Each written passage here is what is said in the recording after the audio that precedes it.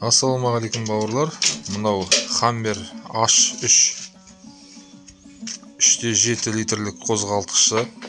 Өзінің зауыттық қозғалтқышын автоматты беріліс қорабымен бірге алып тастадық.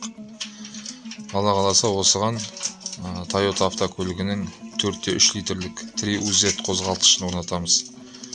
Автоматты беріліс қорабымен бірге. Мінекей бауырлар, 3UZ Toyota автокөлігінің 4.3 литрлік қозғалтқышы. Осыны орнатамыз бұйырса.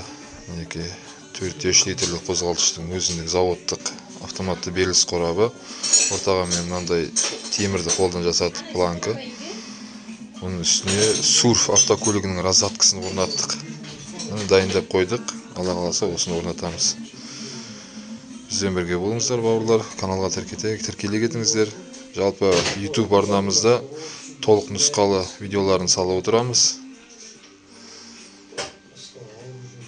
Назар салып қарағандарыңызға рахмет. Келесі көріскенше аман саулықта болайық.